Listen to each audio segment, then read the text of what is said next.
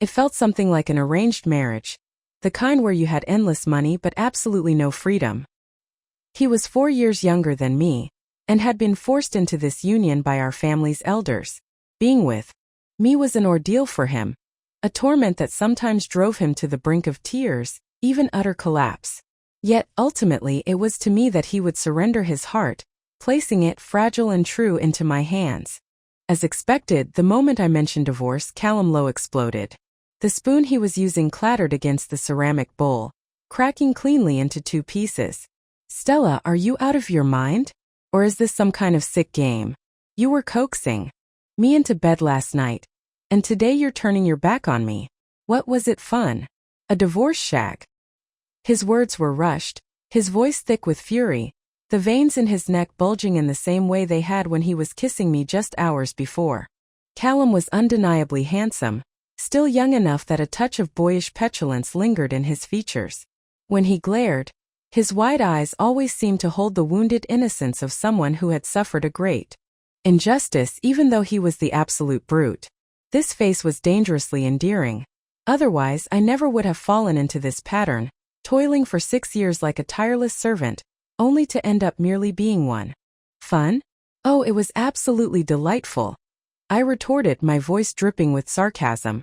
Quite comfortable, too. You know why, don't you? I'm only interested in your young, vigorous body. What else is there? There's certainly nothing else of value in you, is there? Honed my words like tiny knives, aiming precisely for Callum's most sensitive spot. He was 4 years my junior, yet bound to marry me, the stiff, boring old woman, in his words. This fact was his Achilles heel. Bringing it up never failed to land a direct hit. Callum surged to his feet, kicking the table leg violently. The milk in the glass before me instantly sloshed, half of it spilling onto the cloth, some splashing onto the back of my hand. It stung hot against my skin, making my fingertips curl slightly. But I neither flinched nor cried out. I had always been good at enduring, whether it was physical pain, sorrow, or heartbreak. It was a resilience forged over years of struggling alone, a quiet determination bolstered by an almost reckless courage. I leaned back in my chair unhurriedly, raising my eyes to meet his furious gaze, twisting the knife just a little more. Don't be so impulsive. You always act like a child who refuses to grow up. Callum's teeth ground together, a harsh sound in the quiet room. You're the child. Your whole damn family are children. Didn't you realize how much of a man I was last night? He stopped, abruptly, pressing his lips together, eyeing me with a look of intense frustration, as if wanting to say more but forcing himself to bite back the words. It was clear he regretted his outburst. I was an orphan. I didn't have a family.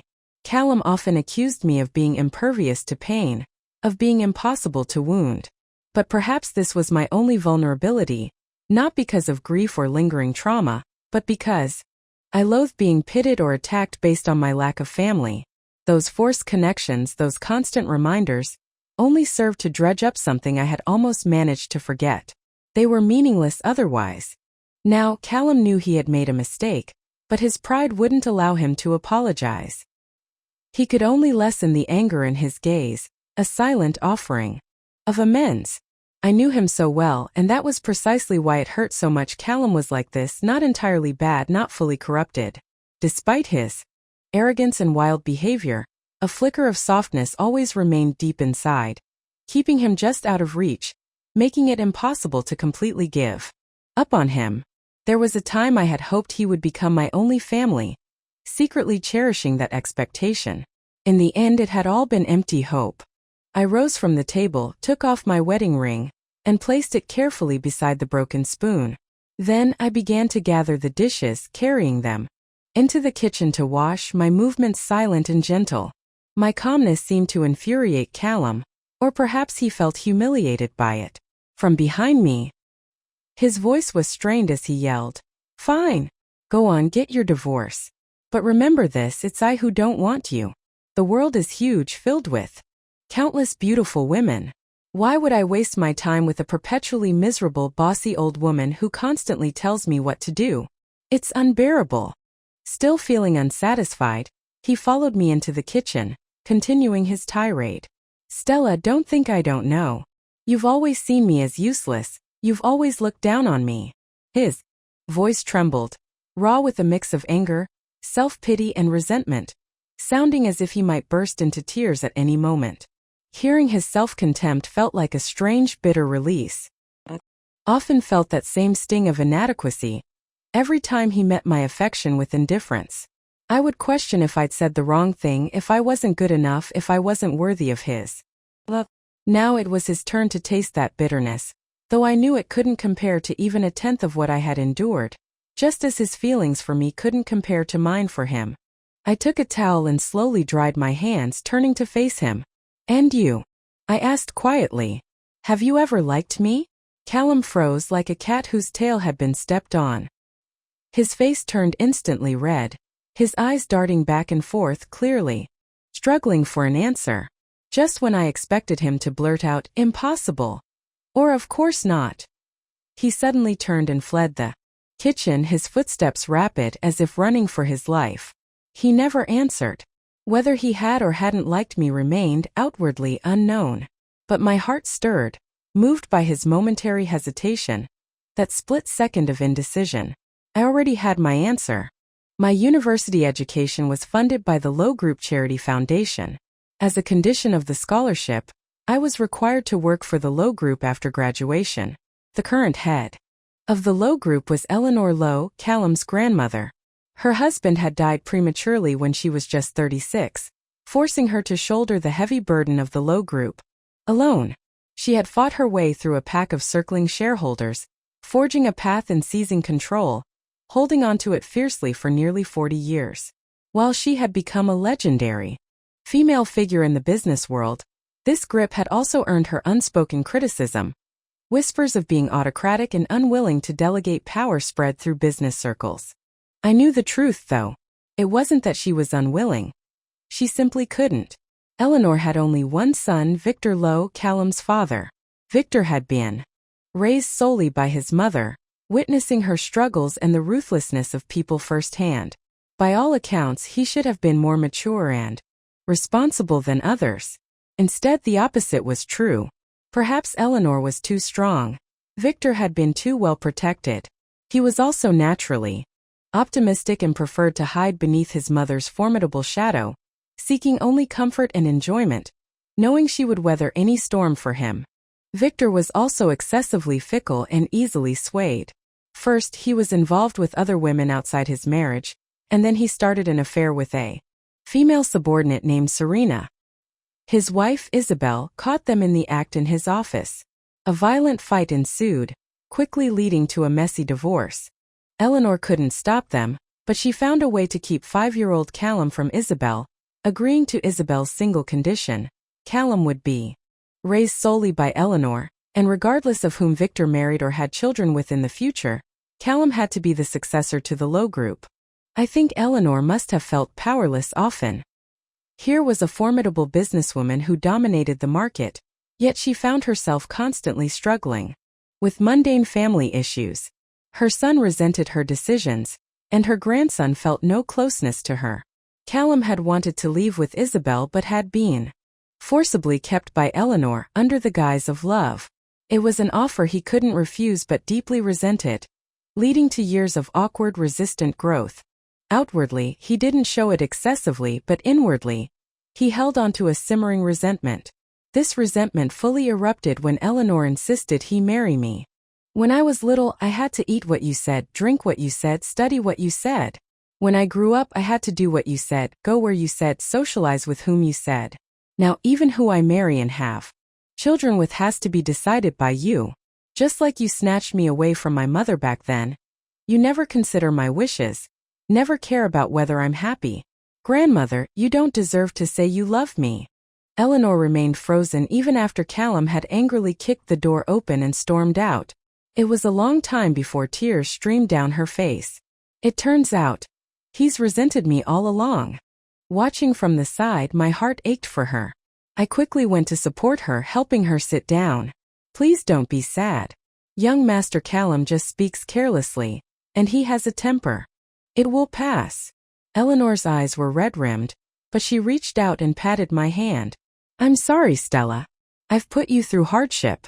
She knew Callum didn't like me and could easily foresee the arguments and difficulties in our life together, yet she had forced him to marry me. I knew she was apologizing for that. I nodded gently, accepting it. At least that might ease her pain a little. It wasn't altruism on my part. I genuinely felt I owed her. In my 20-odd years of life, Eleanor Lowe had been the first person to offer me warmth.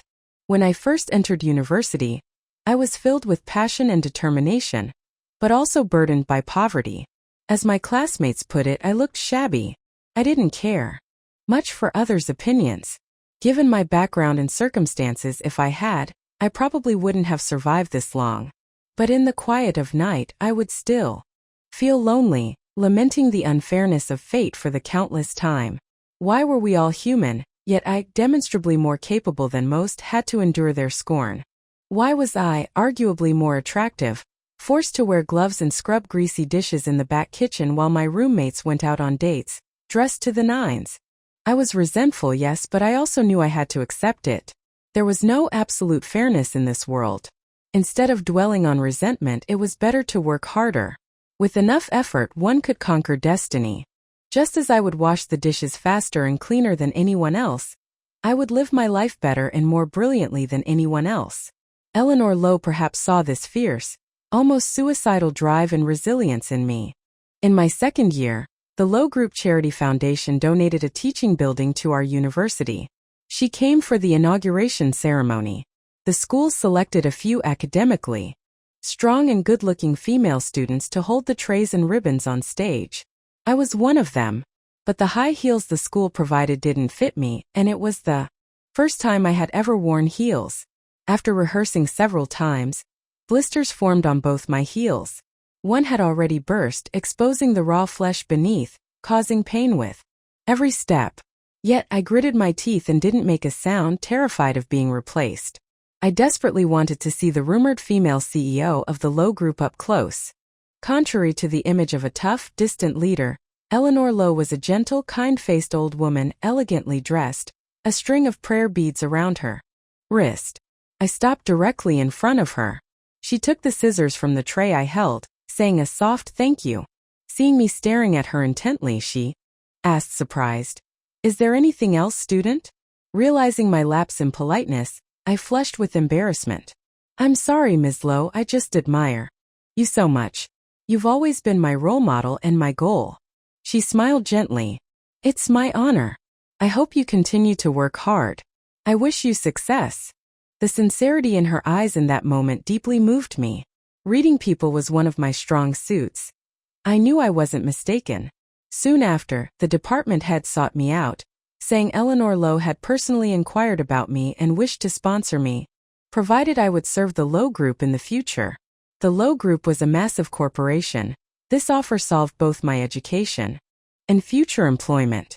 I couldn't have wished for more and eagerly agreed, going to the Lowe Group in person to thank Eleanor. She was as kind as she had been at our first meeting. When I cautiously asked why she had chosen me, her answer was thoughtful and serious. "I noticed you that day because I saw your bleeding feet and your straight spine. You reminded me of myself long ago. Resilient and tenacious, enduring hardship without complaint. Later, as I passed by, I happened to overhear your classmates mocking you, saying you were trying to climb the social ladder, dreaming impossible dreams. You didn't get angry or argue. You simply changed your clothes quickly and went off to your part-time job. That's when I understood that you weren't someone with unrealistic ambitions. You knew what you needed to do in the present moment, and you acted on it, maintaining your core principles without being impetuous. That's very difficult for many young people, but I was sure you could do it. So I wanted to give you an opportunity." She paused, a faint smile touching her lips. "One last thing. You are very beautiful, in a refined but not ostentatious way. Some people might find that appealing." At the time, flattered by Eleanor Lowe's praise, I was simply pleased and didn't give much thought to why she would consider physical appearance. It wasn't until after I graduated, successfully joined the Lowe Group, and was assigned to work under Callum Lowe that I understood. Eleanor Lowe had been choosing a wife for her grandson. 6 months after divorcing Isabel, Victor had remarried Serena, his female subordinate, and they soon had a son. That child was clever and charming from a young age, quickly winning Victor's favor. Callum, unlike the elegant implication of his name, was not refined at all. Though he was bright and had ideas, he was also restless, easily angered, impetuous, and constantly tried to defy his father. Eleanor Lowe hadn't yet fully relinquished control of the company, fearing Victor would be swayed by Serena and ultimately pass the Lowe group to his younger son. That's why she chose me. To bring me into the Lowe group, then have me marry Callum, to help him secure his position as the successor. I honestly don't know where Eleanor Lowe got such confidence in me, but the pressure was immense. And Callum Lowe, that scoundrel, seemed determined to be a handful. When I first met Callum Lowe, Eleanor Lowe herself escorted me to his office. He was intently focused on playing a video game. Seeing Eleanor, he at least showed some respect, meekly enduring a brief lecture. Then he turned his attention to me. His brow furrowed, eyes narrowed. Don't think I don't know. You're just Grandma's spy, aren't you? Her lapdog. I lowered my eyes, suppressing a smile. This guy was even more immature than his grandmother had described, and utterly transparent. He was a straight arrow. Anyone else knowing the situation would keep their thoughts hidden, act normal on the surface, and pretend ignorance. Who blurts out everything like him? However, someone so transparent wasn't difficult to handle. Young Master Callum is absolutely right, I said, my voice deliberately meek. I am indeed her lapdog. You'll have to be careful from now on. I'll be reporting back everything. Callum froze, clearly not expecting me to admit it so readily. It left him speechless. After a few disdainful remarks, he returned to his game. I sat down and opened my laptop. The files on my computer were synced with Callum's, making it convenient for me to assist with his work and discuss decisions. It also made it convenient for me to subtly mess with him. For instance, while tidying his desk, I might accidentally nudge the power switch on his computer, plunging his screen into sudden darkness. Callum yelped as the monitor went black. He immediately panicked, bending down to check the cables. Damn it! Power outage now. I was about to win. My teammates are going to report me. As expected, in his eyes, important company projects and documents were less significant than a pixelated crystal in his game. I felt a surge of annoyance. How could someone like this hold such a position? Simply because of who his mother was. So, I accidentally turned off his computer a second time, then a third. Callum finally realized something was wrong. His brows furrowed, and he glared at me. Stella, are you serious? I asked you to tidy the desk, but your foot just has to kick everything, doesn't it? I offered a placating smile, holding out a document. Could I trouble you during working hours to perhaps sacrifice a tiny bit of your gaming time to sign this? He could understand simple logic, surprisingly. He snatched the document, quickly skimmed it, signed it decisively, then snarled. Don't think you're something just because Grandma likes you. You're just a dog belonging to my family, daring to bark at your master. I maintained my smile. You're right. But a dog only wags its tail for the master who feeds it bones. If someone tries to feed it, well, something else, that's disrespectful. And a dog might bite them. Callum frowned, looking puzzled. Don't dogs eat that? Isn't there a saying about it? I instinctively finished it for him. A leopard can't change its spots. Right, that's the one. Callum's eyes widened a moment later as he finally processed what I'd said. He jumped up, slamming his hand on the desk. Stella, are you calling me something like that? I felt a similar bewilderment. How had my perfectly subtle insinuation devolved into such vulgarity? Callum was always like this, getting sidetracked by random things, then getting annoyed about them much later, leaving me constantly unprepared. My carefully planned strategies frequently ruined. For a while, I suspected it was a deliberate tactic to counter me. But with time, I realized he was just genuinely simple-minded. Although I hated to admit it, it was kind of amusing. Perhaps inheriting Victor Lowe's optimism, Callum had a relatively smooth upbringing and was happy enough on his own terms. As for others, they seemed irrelevant to him, and he rarely bothered with their feelings. Eleanor's, mine, not to mention his philandering father, his stepmother he disliked, and his half-brother. This core selfishness was identical to Victor's, the only difference being that Callum was slightly softer-hearted. Sounds contradictory, but that's just who he was. When his temper flared, he would curse and say the cruelest things, but he would also regret it later. Unable to apologize, he would try to make up for it in other ways, silently and stubbornly, without needing the other person to know. I experienced this firsthand and became a practical beneficiary of it. After discovering this weakness of his, I immediately decided to exploit it. I would intentionally provoke his anger, arguing back to push him into saying reckless things, then silently endure it without complaining to Eleanor Lowe. The next day, I would continue working diligently as if nothing had happened. If I could manage to have 2 red, slightly swollen eyes, the effect was even better. Then, in the next conflict, Callum would inevitably concede more. Eventually, he stopped deliberately antagonizing me. He became noticeably more focused and serious about his work, calmer too. While he still swore occasionally, he never told me to leave again. He knew I was looking out for him. Likewise, I knew his harsh words were usually said in frustration, not genuine malice, so I wasn't truly hurt by his insults. After all, I had experienced far too much genuine cruelty in my life. His kind, where he even showed signs of introspection, was almost negligible. I even started to think that if Eleanor Lowe hadn't insisted we marry, Callum and I could have become truly good partners. Because of his parents' divorce, he was deeply resistant to the idea of marriage itself. Furthermore, I was a strong-willed person, much like his grandmother and mother, which naturally made him resistant, perhaps even triggering old wounds. Most importantly, he was tired of being controlled and manipulated. He could reluctantly accept Eleanor Lowe having me manage him professionally, but marriage was a personal matter. Wanting to marry someone he loved wasn't an unreasonable desire. Yet he couldn't even decide that for himself. How could he not be angry? I understood completely and tried to persuade Eleanor Lowe many times, even overstepping my boundaries by suggesting she abandon the idea. But she was firm, believing I simply misunderstood Callum. Stella, Callum is just a bit willful, but he has a good heart. No matter how angry he gets with me, he always comes home at night. He does it so I won't worry or blame myself. I sighed, saying no more. The truth was, I had always known. About Callum, I knew even more than Eleanor Lowe did. At the company's annual gala in my second year, I attended as Callum Lowe's executive assistant. I had a bit too much to drink and went to the restroom to throw up. From inside the stall, I overheard 2 female colleagues talking about me. Their words were vile. Gossip about using connections, flattering superiors, sleeping my way up.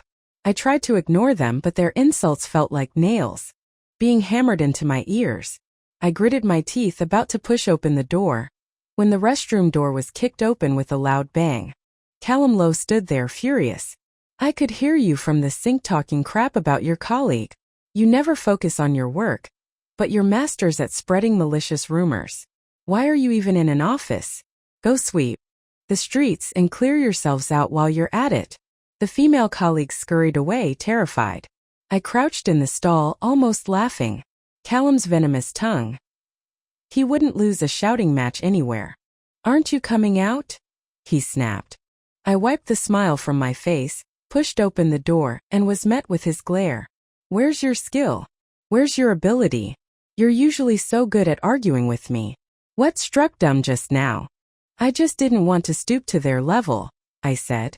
They're inferior to me in every way. Don't I have to let them be a little more hateful than me? Callum scoffed. I walked behind him, asking, Did you come looking for me? I came to take a leak. Then why were you, the great young Master Callum, eavesdropping outside the ladies' room? I just saw you drank too much. Callum stopped mid-sentence, turning his head away. I was worried you'd drown in it. I smiled slightly. The next second, a suit jacket, warm from his body heat, was draped over my shoulders. I looked down and saw that my white blouse was soaked through from washing my face. Fine, you can go home now, Callum said impatiently, turning to leave. I called after him. Try to control your temper in front of the shareholders. So annoying. Stop nagging. He waved a dismissive hand.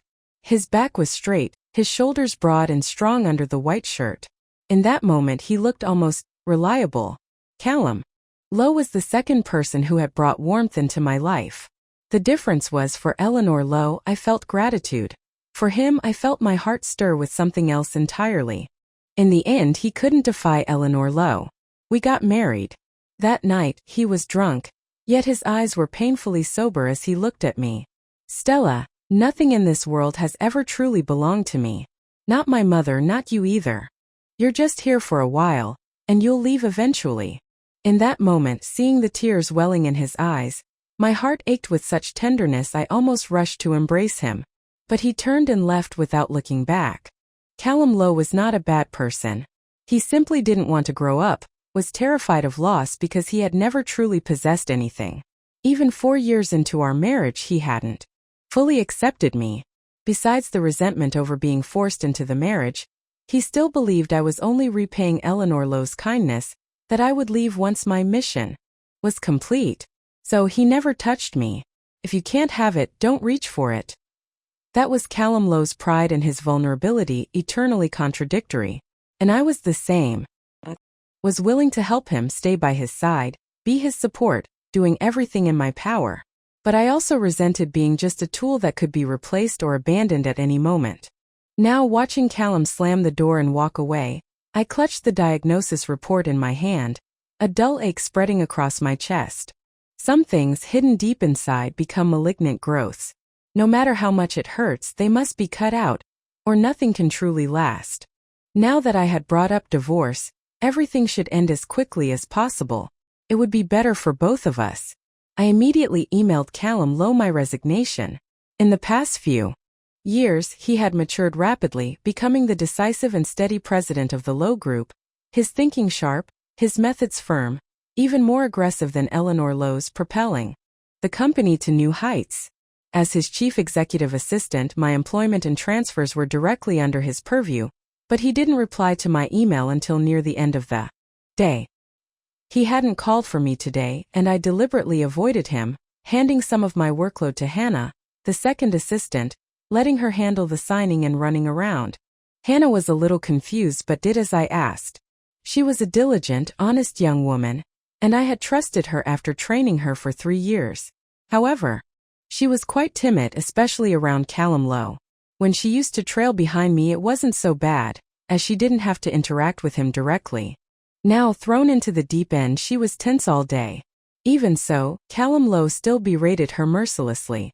He found fault with everything. The itinerary wasn't right, the files weren't organized conveniently, the paper formats were incorrect, and he even threw a huge tantrum because the coffee was too sweet. These were things I usually handled. Hannah had worked with me for so long. Even if she wasn't as meticulous as me, she shouldn't have made such significant errors. Besides, Callum Lowe wasn't usually this harsh. He wouldn't act like this under normal circumstances. It was clear he was deliberately creating problems, targeting me. Hannah was just taking the heat for me. I felt terrible and sent Hannah a large digital envelope of money, telling her to leave early and I would finish up. Her eyes darted around and finally she couldn't help but ask, "Sister Stella, did you have a fight with Mr. Lowe?" Our marriage was secret. No one in the company knew. Hannah probably just thought we'd clashed over work. "No," I said, smiling faintly. "I'm just not feeling well. I'm sorry you had to work so hard." "Thank you." Hannah waved her hands quickly. No, it's part of my job. But I thought Mr. Lowe seemed a bit off." I pursed my lips, a strange nervousness fluttering in my chest. "Mr. Lowe? How was he?" Mr. Lowe seemed completely out of sorts. His eyes were a bit red, his brow furrowed the whole time, and his face was pale.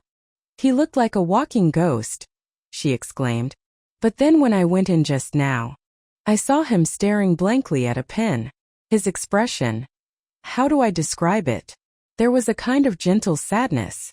The pen Hannah described was likely the one I had given Callum for his birthday last year. My chest ached with a dull, familiar pain, but I simply smiled. "You're being overly dramatic with your words." Hannah thought I didn't believe her and quickly defended herself. "No, really. He even called me by your name 5 times. And when he realized his mistake, he seemed to get flustered and even more annoyed, yelling at me louder. The last time he even threw something. She shivered. Anyway, he was just really strange. Everything was off. I understood. Callum Lowe wasn't used to it. I had always been by his side, taking care of him, accompanying him, managing everything for him. I even knew the precise temperature he preferred his water. While these weren't grand gestures, life itself is made up of countless small details. The more trivial they are, the less you notice them, until habits are formed without you realizing. If they are suddenly removed, you're left feeling lost, frustrated, and helpless. I sighed and pushed open his office door. Callum Lowe didn't even look up. Didn't you get enough of being chewed out? Now you're even daring to come in without knocking. It's me. Hannah has left for the day.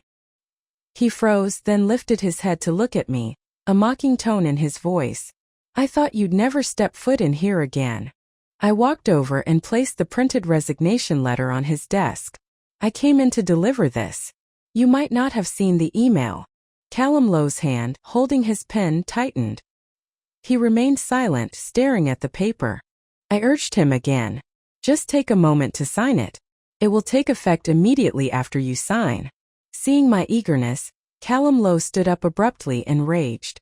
Sign, always asking me to sign things.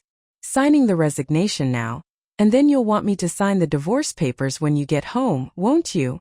He snatched the resignation letter, tore it into pieces, and threw them in my face. You say sign and I have to sign? Who decided that you get to control when you come and go? Besides, you were the one who brought up divorce. Did I tell you to leave? If you divorce, you won't eat? Will you just starve after you quit? I met his gaze calmly. I can find another job. It might not be as good as the Lowe Group, but I can certainly support myself. His brow furrowed even deeper. But seeing my resolute expression, his tone softened slightly. Even if you resign, you still need to hand over your work first. I'll sign it in 2 months. He was trying to delay it. I glared at him. The resignation letter explicitly states I'm leaving in 2 months. Why didn't you even read it? A fresh wave of annoyance washed over me. What is wrong with you? You're angry with me, but you take it out on poor Hannah. Callum Lowe seemed revitalized by the chance to argue again. You're talking about that. You're always here. Suddenly switching to her, nothing felt right. It was so frustrating. I sighed, my eyes stinging. Those 2 months. They're actually for you, Callum Lowe. You need to learn to get used to me not being here. He froze, staring at me blankly. After a long silence, he finally replied, Understood. From that day on, Callum Lowe became much more restrained. He seemed to accept the reality that Hannah was replacing me. Although he still had many complaints, he stopped cursing randomly. When he was particularly angry, he would throw things, but he would wait until Hannah had left the office.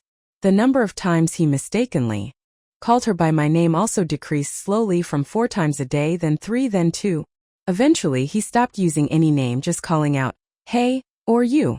It felt deliberate, as if he wouldn't call me, but he also refused to call Hannah, consistently unwilling to acknowledge that someone else was now by his side. To be honest, this side of Callum Lowe broke my heart a little. He had always been so arrogant and unrestrained. When had he ever resorted to such self-deception and avoidance? But he was still as stubborn as ever, absolutely refusing to sign the divorce papers. Every time I asked him about it, he would lose his temper, asking why I was in such a hurry, saying he would sign them at the same time as the resignation letter in 2 months. He seemed to be clinging to these 2 months as a final deadline and an excuse, helpless yet obstinate. One night, I woke up in the middle of the night to hear Callum Lowe come home. He sounded drunk, stumbling as he went into his bedroom, followed by the sounds of him vomiting. I lay awake listening. After a long while, when there was no more noise, I thought he had fallen asleep. Just as I was about to go check on him, I heard him go into the kitchen, followed by a clatter of pots and pans. He must have been feeling sick to his stomach again. He only knew how to make sweet water, but it was better than nothing. I forced myself to stay in bed. Suddenly, I heard my bedroom door open. I quickly closed my eyes, pretending to be asleep. Callum Lowe slowly walked to my bedside and stood there. He watched me for a long time before murmuring softly, his words directed at himself. If you feel sick, just bear with it. If you're hungry, just bear with it. See, Stella won't make noodles for you anymore. There's no honey water or milk either. There won't be any more. You have to get used to it. As he finished speaking, his voice cracked, a sob catching in his throat. He seemed to be fighting back tears, stubbornly refusing to admit his hurt. You can do it. You definitely can. But it's so hard. Only 20 days left. I bit my lip, tears silently tracing a path down my temples and soaking into my pillow. After Callum Lowe left the room, I picked up my phone and looked at the calendar silently, calculating the time. Then I sent a message to Dr. Blake. I'm going to the hospital for a checkup tomorrow. He was still awake and quickly replied, Okay, let's hope for good news. I went to the hospital for my checkup the next morning and arranged to treat Dr. Blake to dinner after work as thanks. He pouted. I've helped you 3 times, and you're only treating me to 1 meal? Capitalist wife, you're really stingy. Can't help it, I laughed. With such a huge fortune, I have to be careful with spending, right? Especially since my husband is one of the top 10 outstanding young entrepreneurs. Dr. Blake snorted, telling me to hurry up and leave. I went to the office feeling cheerful. Hannah looked at me puzzled. Sister Stella, you seem to be in a great mood today. Yes, I have a date tonight. Hannah was startled, her voice rising several pitches. Sister Stella, you're in a relationship? I found it amusing. Is it that strange? I'm so beautiful and in the prime of my life. It would be a waste not to be in a relationship. Right, you should. You're just too dedicated to your work normally. With nothing but work in your eyes, you've put your personal life on hold. Right, what kind of person is he? Is he handsome? What does he do? To catch your eye, Sister Stella, he must be excellent. Right. Trust women to love gossip. Hannah's eyes sparkled, and she peppered me with questions. I glanced towards Callum Lowe's office. The door wasn't fully closed. I raised my voice slightly.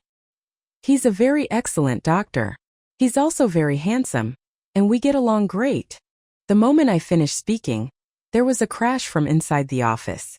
Immediately after, the phone on Hannah's desk rang. Callum Lowe's voice, thick with anger, barked, Get in here. Hannah's smile vanished instantly. She hurried into his office and came out less than a minute later, her face crestfallen.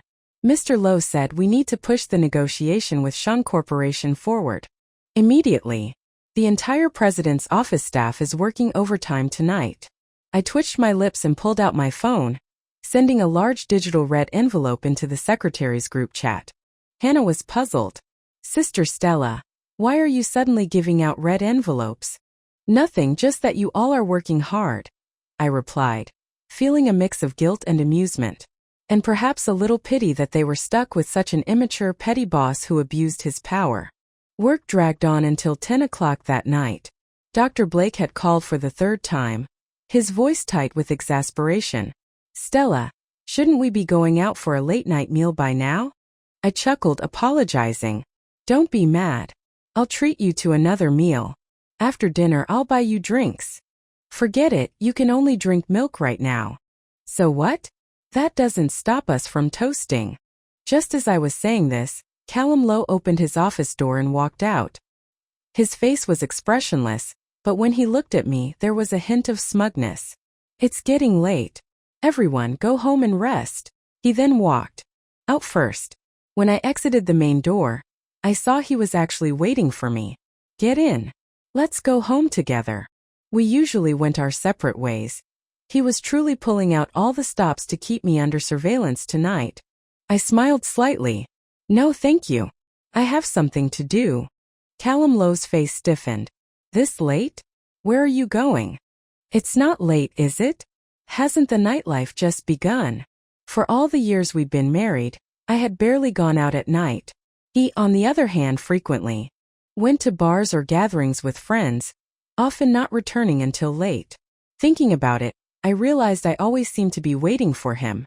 First I waited for him to accept me, then I waited for him to come home.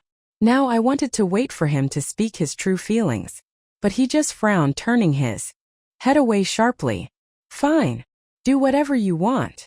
Before he finished speaking, his sports car roared to life and sped away, exhaust fumes blowing in my face.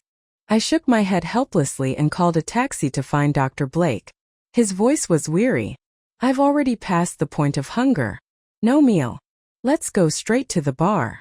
I rarely went to places like this, only twice before when Callum Lowe was drunk and his friends called me to pick him up. Dr. Blake ordered a mojito for himself and a juice for me. Leaning against the bar, watching the young men and women on the dance floor swaying passionately, radiating intoxicating energy. Stella, he said, his voice low. Is it worth it? I paused, deliberately considering the question. Yes, I finally replied. It's worth it. With your ability and looks, someone else would have had it so easy. Why torment yourself like this? All these years taking care of him like a child, pouring your heart and soul into it, and it's still not working out the way you hoped. I've been very tired, I admitted. But I've also had moments of happiness. I tilted my chin towards the bar entrance. Like now. Callum Lowe was striding in, quickly navigating through the crowded room, his face tense as he searched around. I nudged Dr. Blake, who understood. Immediately. He turned sideways and put his arm around me, resting his chin near my neck. It looked intimate, but he kept his muscles tense, not actually touching me. Hold him off when he comes, don't let me get hit. My face is very precious. Dr. Blake muttered to me. Just as I was about to say, don't worry, Callum Lowe grabbed him by the collar from behind and punched him hard in the face. I swallowed, silently apologizing to Dr. Blake in my mind. Callum Lowe lunged forward, ready to hit him again, but I grabbed him from behind. Calm down. He violently shook me off, pointing at Dr. Blake and roaring. How can I calm down? Is this the reason you want to divorce me? I froze. It struck me then that Callum Lowe had never actually asked me for the reason behind the divorce. I thought you were just tired, fed up, wanting to leave. But if you've fallen for someone else, absolutely not. I won't agree. Not a chance. Callum Lowe bellowed, grabbing Dr. Blake's lapel again. Do you know she's married? She's my wife. Dr. Blake stuck out his tongue, licking his broken lip. Not for much longer. Damn it, you're asking for death. Callum Lowe exploded, raising his fist. I quickly stepped in front of Dr. Blake, facing Callum Lowe. Callum Lowe, what are you doing? You never cared about me. What is this? Are you jealous? Callum Lowe's body stiffened, but a cold sneer twisted his lips. Him? Ugly and poor? Is he even worth my jealousy? Then why are you so angry? Callum Lowe's face paled slightly. What man wouldn't be angry if he was being cheated on? Dr. Blake chuckled behind me, still saying the same thing, stubbornly refusing to admit it. Callum Lowe lunged again, pointing at him. You still dare to talk? I quickly intervened. In the struggle, something fell from my pocket. I bent down to pick it up, but Callum Lowe was faster. He snatched the paper, unfolded it quickly, and read it in the dim light of the bar. His eyes widened instantly, and all color drained from his face. The lab report clearly stated, I had late-stage liver cancer. Callum Lowe clutched the report, crumpling and then smoothing it out again, reading it over and over, still unable to believe it. He mumbled, No, it's not true. Impossible. But his eyes were already shining with unshed tears. He reached out, a trembling hand as if to embrace me, but pulled it back just before touching me, letting it drop to his side. He forced a strained smile. Stella, you don't have to go this far to get a divorce, do you? This kind of joke isn't funny at all. I shook my head, pointing at Dr. Blake. Let me introduce you. My old college friend and my doctor, Dr. Blake. Callum Lowe looked at Dr. Blake, then back at me, then suddenly turned and ran out of the bar, stumbling into several people, nearly falling midway. I watched his retreating figure disappear through the doorway. Only then did I let out a long sigh. I lowered my head and tears fell onto my shoes. Dr. Blake spoke from behind me, his voice full of admiration. Stella, I truly admire you. You can endure anything, and you're absolutely ruthless. I couldn't help it, I said, a bittersweet smile playing on my lips. Because I love him. I guess it's his bad luck. I reached into my backpack and pulled out another document. On the colorful ultrasound image, a tiny sprout was growing silently but vibrantly in my belly. And the mother of this little sprout, wanting to give her child a happy and complete family, was playing a complicated game of wit and courage with the sprout's father. This was the final round. Less than 10 minutes later, Callum Lowe returned. His face was still pale, but his eyes were much steadier. He walked through the lively chaos of the dim bar straight towards me. Reaching me, he extended his arms and pulled me into a fierce embrace. "Stella," he whispered softly in my ear. "Let's go home." There was silence on the way, but he never let go of my hand. It was the first time I had truly held his hand. It was large and warm, now damp with emotion gripping mine tightly, the comforting heat spreading through my limbs. My eyes stung with tears, but my heart felt profoundly peaceful, like a small boat, tossed about on the waves finally reaching shore. And Callum Lowe was my anchor. At home, he helped me sit on the sofa and brought me a glass of warm water. I chuckled. "What are you doing?" "I'm not disabled." Callum Lowe tried to laugh with me, a difficult, awkward sound. "Stella, let's go back to the hospital tomorrow for another checkup. Maybe they made a mistake." "I don't want to go." "There's no need." Okay. Then let's go abroad right away. I have money and connections. I'll find you the best doctors. How about that?" He watched my face, speaking with such carefulness for the first time, pretending to be lighthearted but his eyes shimmering with tears. "Stella, you're still so young. You can definitely be cured." As he spoke, he could no longer hold back the tears. He slowly knelt in front of me, resting his forehead against my knees, his voice choked with sobs. "Please don't give up, Stella, please." My heart ached with tenderness. I wanted to reach out and stroke his slightly trembling hair, but I restrained my hand, only asking, "You want me to go abroad for treatment?" He raised his head sharply, hope blazing in his eyes. "Yes. I'll arrange everything at the company, and we'll leave tomorrow. I'll stay with you the whole time." "Why would you stay with me?" "Out of obligation. You really don't need to. We're getting divorced soon. We'll have no relationship anymore." Callum Lowe tensed up again, jumping to his feet. "Who said we're getting divorced? I never agreed from the beginning." He stopped suddenly. "Are you divorcing me because you're sick? You don't really want to leave?" I raised an eyebrow. "Want to know? Then answer a few questions honestly first." Okay, ask me. I'll tell you the truth. How did you feel when I said I wanted a divorce?" "Like a lightning strike, but not entirely unexpected. I always knew you'd leave. You're so wonderful. How could you possibly tolerate all my terrible habits forever? You were just repaying Grandma's kindness." "And how did you feel when I wasn't by your side anymore?" "Empty and helpless, I guess. I couldn't muster the energy for anything. I kept thinking about you. Like a smoking habit, hard to quit." "And seeing Dr. Blake hug me? How did that feel?" "Like beating him until he questioned his existence and never dared to try again. Simple and brutal." That was very Callum Lowe. I inwardly chuckled, my mood lifting. "Then, knowing I had a terminal illness, how did you feel in that instant?" "Like I'd fallen into the deep ocean, about to suffocate." Callum Lowe looked down at me, his eyes filled with pain. "So Stella, will you save me? Even if you leave me, please don't leave this world. At least then, if I want to see you, I still can." The Callum Lowe before me was both strange and wonderfully new. Unburdened by his usual defenses, he was so soft, so sensitive, so honest. Even his words of affection were beautiful.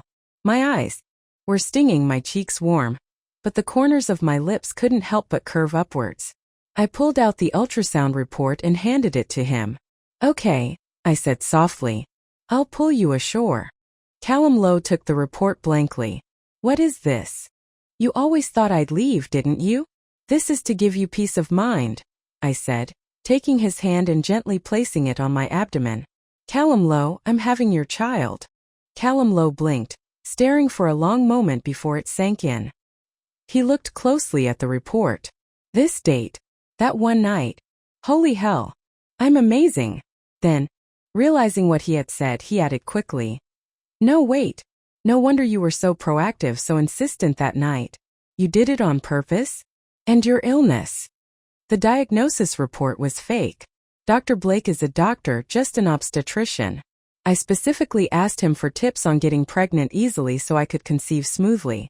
At the bar earlier, he was just playing along with me. Callum Lowe took a deep, shaky breath, his shoulders slumping. His face, however, darkened considerably. I bit my lip, reaching out to hug him, trying to head off his anger with a dose of surprise. How about that? Replacing shock with surprise? Don't you feel a sense of relief like escaping death? He pushed me away abruptly, his eyes wide. Stella, you played me. I laughed, pulling his hand back to mine. Yes. Callum Lowe, just admit it. You can't leave me. You love me. The words themselves were simple, but at them Callum Lowe's eyes welled up. He roared, his voice rough with emotion. Yes, I admit it. So you think you can joke about your own life, string me along, and make me go completely mad? Does seeing me crumble and break make you happy? Stella, what do you take me for? Seeing him like this, I knew I had gone too far, but I couldn't bring myself to apologize fully. I just wanted to force you to face your true feelings and your feelings for me. My voice softened. I was afraid you would keep hiding your heart, and even if I loved you so much, I might eventually grow tired and give up. So, if you love me too, will you hold on to me? Callum Lowe, I see you as my son, my safe harbor, the person I want to spend my life with. He gazed at me intensely for a long moment, then suddenly pulled me into his arms. The tears he had been holding back finally fell, dropping onto my neck warm and heavy. Stella, I can't live without you. I love you. From today onwards, I won't be afraid anymore.